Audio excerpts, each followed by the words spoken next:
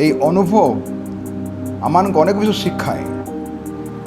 ଯେପରି ଜଣେ ଶିକ୍ଷକ ଶିଖାନ୍ତି ଉପଯୁକ୍ତ ବିଷୟ, ଠିକ୍ ସେହି ପ୍ରକାର ଆମମାନଙ୍କର ଅନୁଭବ ମଧ୍ୟ ଆମମାନଙ୍କୁ ଅନେକ ଗୁଡ଼ିଏ ବିଷୟରେ ଶିକ୍ଷା ଦିଏ।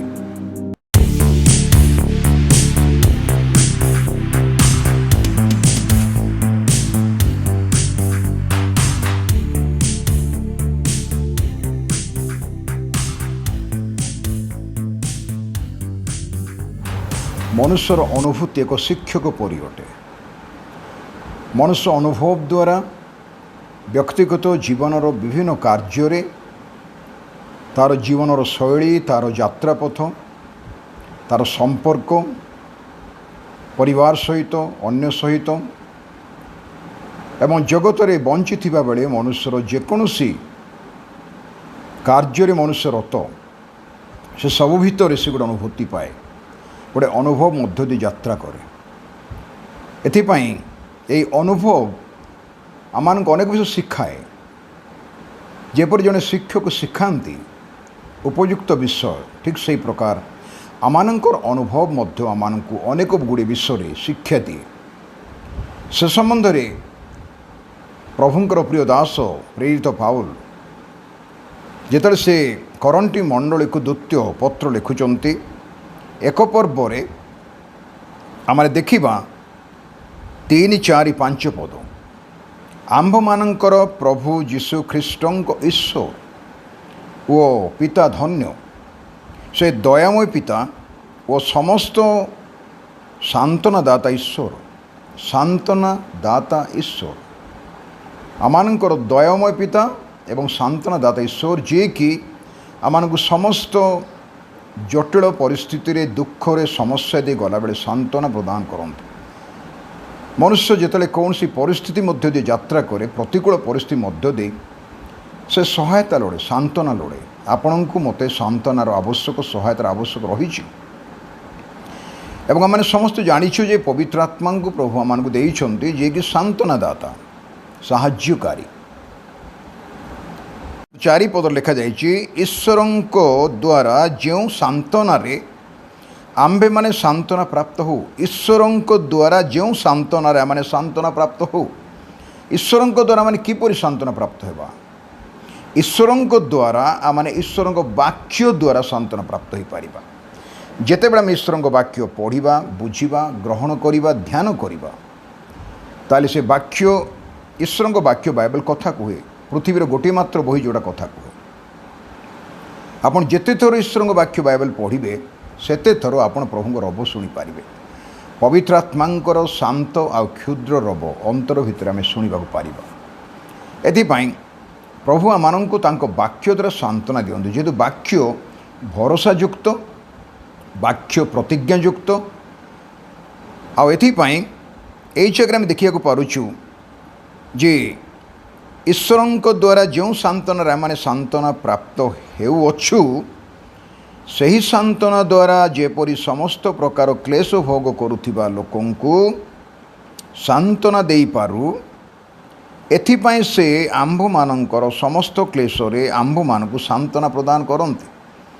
ଆମେ ଯେତେବେଳେ ଗୋଟିଏ ପ୍ରତିକୂଳ ପରିସ୍ଥିତି ମଧ୍ୟ ଦେଇ ଯାଉ, ଅନେକ ସମୟରେ ନିରାଶ, ହତାଶ ଲାଗେ। ହୁଏତ ଆପଣଙ୍କର ଅନୁଭବ ଥିବ, ମୋର ବହୁତ ଅନୁଭବ ଅଛି ଏ ବିଷୟରେ। ଆମ ସମସ୍ତଙ୍କର କିଛି ନା କିଛି ଅନୁଭବ ଅଛି।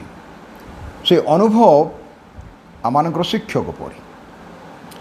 ଆମେ ଯେତେବେଳେ କୌଣସି ସମସ୍ୟା ଦେଇକି ଯାତ୍ରା କରୁ, ଅଭାବ ଦେଇ ଯାତ୍ରା କରୁ, ସମସ୍ୟା ଦେଇ ଯାତ୍ରା କରୁ, ରୋଗ ଦେଇ ଯାତ୍ରା କରୁ, କ୍ଲେଶ ଦେଇକି ଯାତ୍ରା କରୁ, ଅପମାନ, ନିନ୍ଦା, ଲଜ୍ଜା ଦେଇକି ଯାତ୍ରା କରୁ, ଆଉ ସେହି ସମୟରେ ଈଶ୍ୱରଙ୍କ ବାକ୍ୟ ଦ୍ୱାରା ଯେତେବେଳେ ଆମେ ସାନ୍ତ୍ୱନା ପ୍ରାପ୍ତ ହେଉ, ପଢ଼ିବା ଦ୍ୱାରା କି କୌଣସି ଦାସଙ୍କର ପରାମର୍ଶ ଦ୍ୱାରା ବା ଈଶ୍ୱରଙ୍କ ବାକ୍ୟ ଶୁଣିବା ଦ୍ୱାରା ଆମେ ଯଦି ସେ ଅନୁଭୂତି ମଧ୍ୟ ଦେଇ ଯାଇଛୁ, ତାହେଲେ ଆମ ଭଳିଆ ଯଦି କୌଣସି ଭାଇ ଭଉଣୀ ଦୁଃଖ ଦେଇ, କଷ୍ଟ ଦେଇ, ସମସ୍ୟା ଦେଇ, ଆନ୍ଧି, ତୋଫାନ, ଢେଉ ଦେଇକି ଯାତ୍ରା କରୁଛନ୍ତି ବା କରିଛନ୍ତି, ଆଉ ଭାଙ୍ଗି ପଡ଼ିଛନ୍ତି, ନିରାଶ, ହତାଶ ହେଇଛନ୍ତି, ସେହି ଭାଇ ଭଉଣୀମାନଙ୍କୁ ଆମେ ସାନ୍ତ୍ୱନା ଦେଇପାରିବେ। ଯେହେତୁ ଆମେ ଗୋଟେ ଅନୁଭବ ମଧ୍ୟ ଦେଇ ଯାଇଛୁ, ଆମେ ତାଙ୍କୁ ସାନ୍ତ୍ୱନା ଦେଇପାରିବା।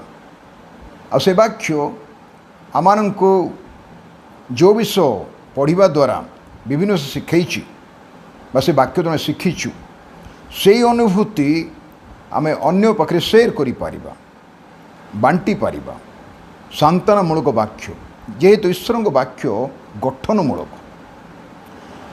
साधु पाउल कहले ईश्वर वाक्य गठनमूलक ता भग्नमूलक नुहे it is not destructive it is constructive एतमे आपणको बा मो मुखर निर्गत प्रभु दास मान मुखर निर्गत वाक्य गठन करे बिल्डअप करे निर्माण करे तले कौन लिखा जाइए 5 पदरे कारण ख्रीष्टों सकाशे आंभ मान दुख भोग जेपरी प्रचुर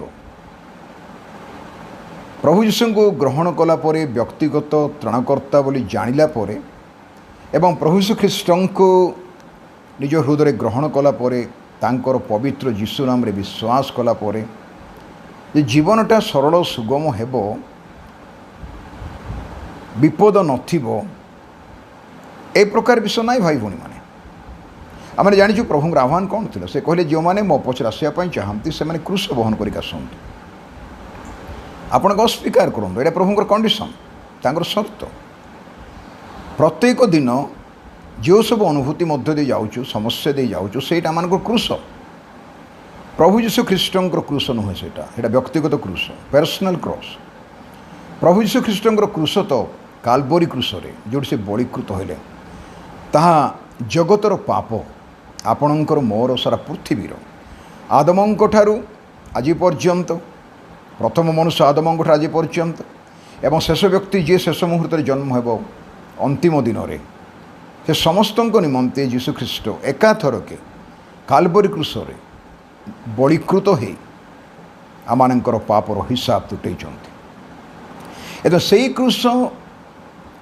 बहन करवा आम पक्षे संभव नुहे बाटा मो चिंता भितर ना ईश्वर वाक्य कहे ना से दिन कुरुणीय सिमोन जे कि जेरुसलेम आसुले निस्तार पर्व पालन करने तांको दुई पुत्र अलेक्जेंडर रूफस को धरिकी से जिते यीशु ख्रीष्ट क्रूस बहन कर पारे ना रोमियो सैन्य माने झीउ दिली नेता माने बाध्य कले क्रूस बहन करने ए निगर को आउ से यीशु ख्रीष्ट काठर क्रूस बहन करी यीशु को साहाय्य कले आग को जीवाई जेहेतु गलगथा पहाड़ चढ़ार आवश्यक थिला आउ जी जो क्रूस मरब से दोषी बा दुष्कर्मकारी बोली जहाँ को बाइबल लिखा जाए बा मृत्युदंड पाइबा जी योग्य निजर क्रूस बहन करी ताड़ना निंदा कष्ट प्रहार अपमान निंदा लज्जा अत्याचार भितर निजर क्रूस बहन कर से पहाड़ उपरको चढ़ आठी कंटाबिद्ध कर हत्या कर यीशु ख्रीष्टंकर निर्मम हत्या विषय में वर्ष वर्ष धरी बही लेखिले कि वर्णना कले वर्णना करा जाय पारिबो नाही केवल जिसाय 53 पर्व आम यदि पढ़ू एवं माथ्यू मार्क लुक जहन सुसमाचार 4 सुसमाचार किसी अंश पढ़ू तांको क्रूसीय जंत्रणा विषय आम संक्षेप ध्यान केवल ध्यान करने द्वारा किछि आमने बुझीपारू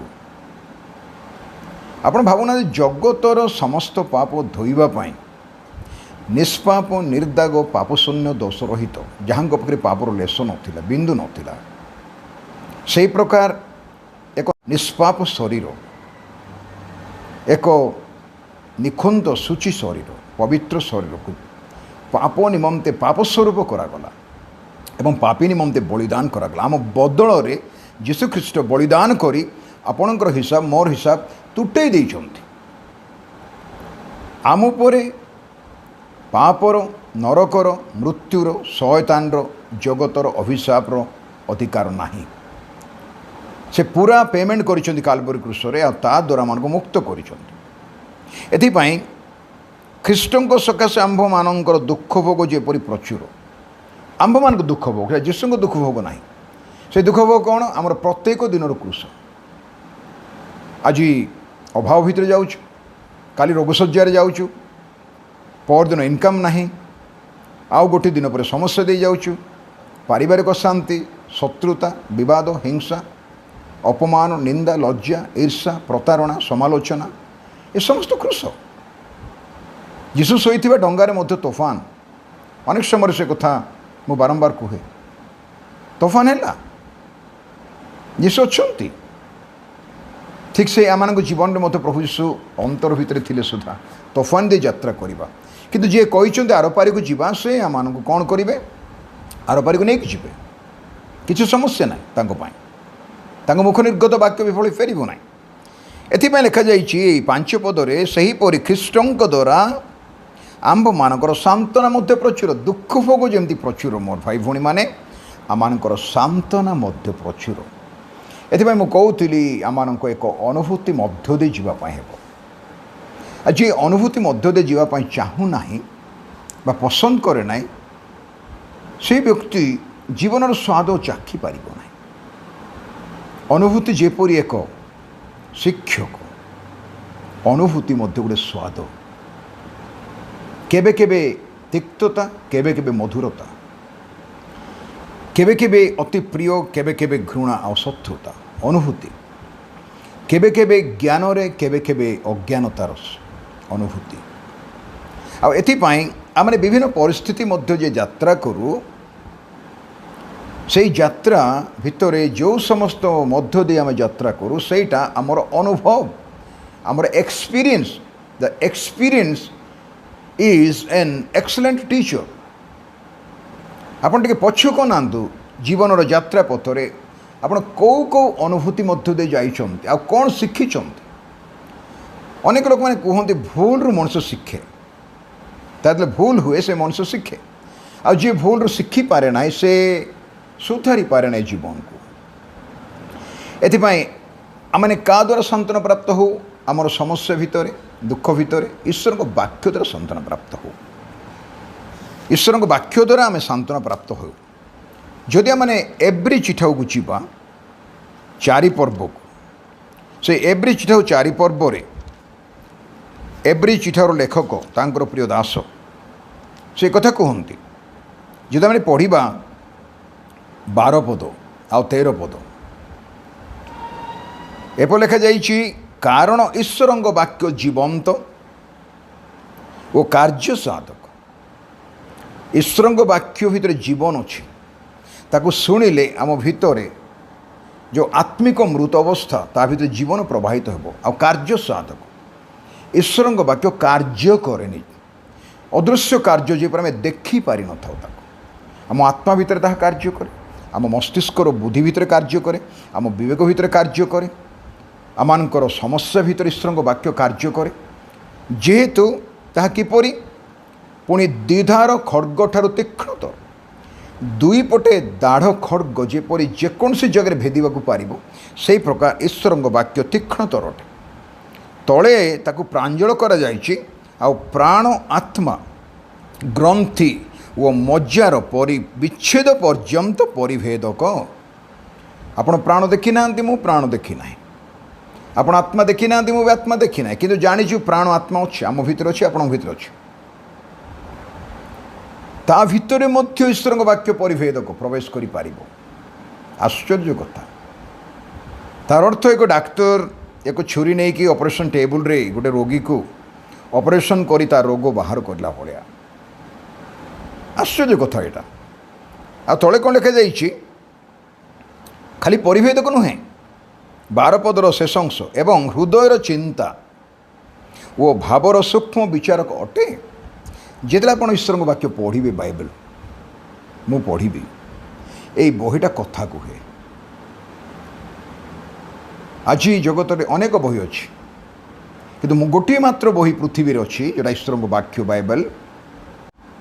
66 ଖଣ୍ଡ ପୁସ୍ତକ, 1600 ବର୍ଷ ଲାଗିଛି ଲେଖିବା ପାଇଁ। ଜ୍ଞାନୀମାନେ ଲେଖିଛନ୍ତି, ଯେଉଁମାନେ ପାଠ ପଢ଼ିନଥିଲେ ସେମାନେ ଲେଖିଛନ୍ତି। ଆତ୍ମାଙ୍କ ଦ୍ୱାରା ଲିଖିତ, ଆତ୍ମାଙ୍କ ଦ୍ୱାରା ଇନ୍ସପାୟାର, ପ୍ରଭାବିତ ହୋଇକି ଏ ବାକ୍ୟ ସେମାନେ ପ୍ରକାଶ କରିଛନ୍ତି।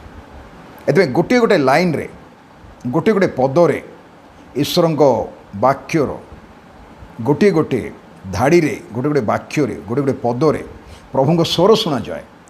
ଶାନ୍ତ କ୍ଷୁଦ୍ର ରବ ଶୁଣାଯାଏ, ଏଲିଓ ଯେପରି ଶୁଣିଲେ। ଏଥିପାଇଁ କ'ଣ ଲେଖାଯାଇଛି?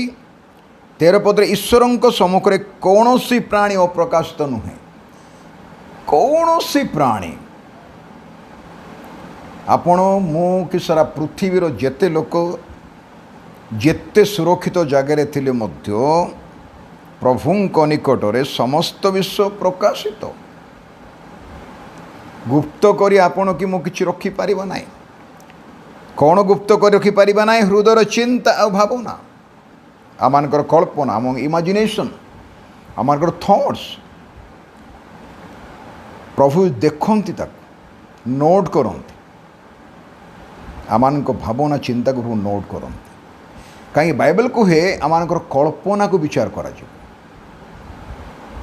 आमर कल्पना को विचार कर गोटे अति गुरुत्वपूर्ण विषय ये मोर प्रिय भाई भूणी मैंने ईश्वर वाक्य जिते आम शुणु पढ़ू आम स्पष्ट देखिपारू निजर असल रूपटा असल व्यक्तित्व को देखिपारू अन्य मानक मध्य देखिपारू ईश्वर वाक्य द्वारा ये वाक्य आमको सजाड़ दिए श्रृंखलित करे गठन करे एथिपाई वाक्य पढ़ा दरकार दोषी भी करे अनुयोग करे किंतु हग्न करे ना गठन करे जो प्रभु फेरिबा मात्र जहाँ छामुरे आंभ मान निकास देवा हिसाब देवा we have to give the account ताहांको दृष्टि रे समस्त विषय उलंग अनावृत मनुष्यर आत्मिक जीवन तार व्यक्तिगत जीवन इतिहास ईश्वर वाक्य पढ़िले शुणिले संपूर्ण मनुष्यर जीवन एक खोला बही भाया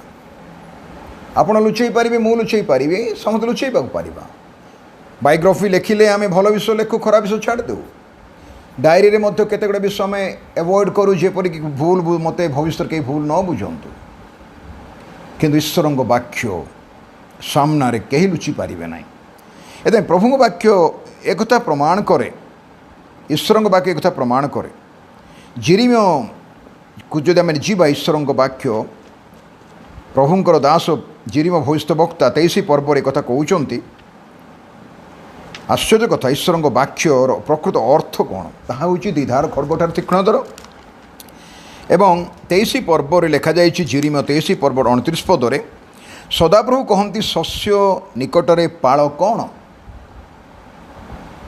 पाळ आउ शस्य मिसिक रुहंती किंतु घर को लोक पाळ आणती ना हाँ आणती गाई गोरु खायापाई किंतु शस्य अमार रखती सदाप्रभु कहती आमर वाक्य कि अग्निस्वरूप नुहे आमर वाक्य कि अग्निस्वरूप नुहे वो पाषाण खंड विखंडकारी हातुड़ी तुल्य नुहे ईश्वर वाक्य द्विधार खड्ग ईश्वर वाक्य अग्निपरी ईश्वर वाक्य पत्थर को खंड खंड कर भांगिला भाया हातुड़ी hammer it's a fire it's a two edged sword आप मत कहतु खड्ग अग्नि हातुड़ी एगुड़ा कौन सहज एथिपाई प्रभु वाक्य शुणिले अनेक समय बाधे कष्ट लगे अफेंड हो जाती लोक मैंने प्रभु वाक्य शुणिक आ कहते लोक प्रति बार प्रभु सेवक मान प्रति कि परामर्शदाता मान प्रति लोक मैंने वितृष्णा प्रकाश करते अफेंड हो जाती किंतु ताहा गठनमूलक वाक्य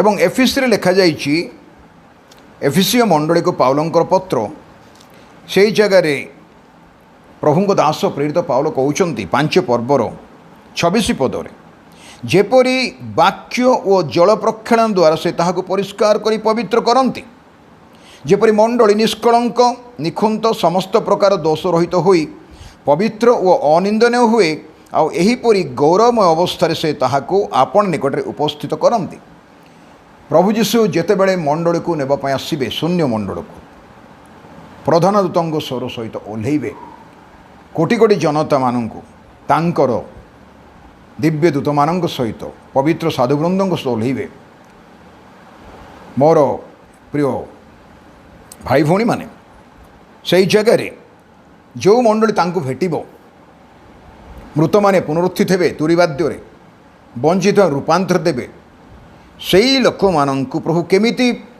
प्रस्तुत करिथिबे ईश्वर वाक्य रूपक जल द्वारा धौत करते प्रभु कहले जौन सुसमाचार 15 पर्व 3 पदरे मु तुमको जो वाक्य कहुच्छी से जो तुम्हें परिष्कृत हो सारी अछ ये ईश्वर वाक्य आम परिष्कार करे आम सबुदिन पढ़ा दरकार ता ध्यान करवा दरकार आम जीवन मुख्य अंश ईश्वर वाक्य होगा दरकार तेज आम परिष्कृत हो पार ईश्वर वाक्य जल परी परिष्कार करे जलटा कौन सहज ईश्वर वाक्य द्विधार खड्ग अग्नि हातुड़ी एवं जल केवल से नुहे जदि आम जीवा प्रथम करती 13 पर्व ये 13 पर्व तो अनेक कथा लिखा जाइए विशेषकर प्रेम विषय कहबार प्रयोजन ना आप बुझीपे सब जागतिक प्रेम आत्मिक प्रेम स्वर्गीय प्रेम यू गुड़ा कही किंतु से 12 पदरे प्रभु दास प्रकाश करुचंती कारण एबे आम्भे माने निगूढ़ वाक्य रूप दर्पण साहाय्य देखुअछु किंतु सेतेबेले मुखामुखी होई देखिबा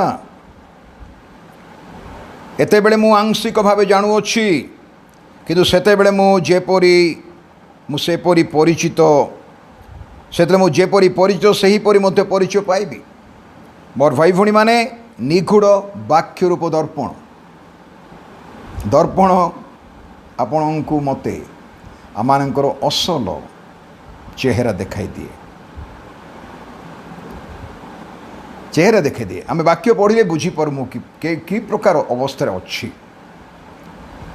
आमर जगतर दर्पण जमी आम चेहरा देखाई दिए स्पष्ट भाव में आम चेहरा को सजाइवाई अति सावधान रे कौन करूँ दर्पण देखू कुआड़े गले प्रस्तुत हो ईश्वर वाक्य मध्य आत्मिक जीवन में जीशु को भेटिया प्रस्तुत करे एथिपाई आम आज कौन दरकार गीत संगीता को जो 119 को आम जीवा से गीत संगीता 119 पर्व रे शेष कथा आपण निमंते मो निमंते अति गुरुत्वपूर्ण विषय जहाँकि आम पथ देखाए 105 पदरे तुम वाक्य मो चरण पाई प्रदीप मो पथ पाई आलुओ मो पथ पाई आलुओ मो चरण पाई प्रदीप जदि आमे प्रभु को रास्ते चालू ना हो असजड़ा जीवन काटुचु आमानंकर प्रभु सहित संपर्क लोकों सहित संपर्क ठीक ना विभिन्न परिस्थिति मध्य दे गति करुचु एवं झुंटुचु यात्रा पथरे ईश्वर वाक्य प्रदीप आमानकर आलुओ ताको मैं ग्रहण करवा कि से आम रास्ता देखेब जीशु कहले मु जगतर ज्योति से कहले मुझे पथ ईश्वर वाक्य पथ से केबे पथ देखाती ना से निजे पथ हि लीड्स द वे आपन पिता निकट को मत पिता निकट को पहुँचे देवे एथिपाई ईश्वर वाक्य पर भरोसा करवा निर्भर करवा आर गौरव निमंते आम सर्वदा बंचिबा प्रभु आमान आशीर्वाद करो।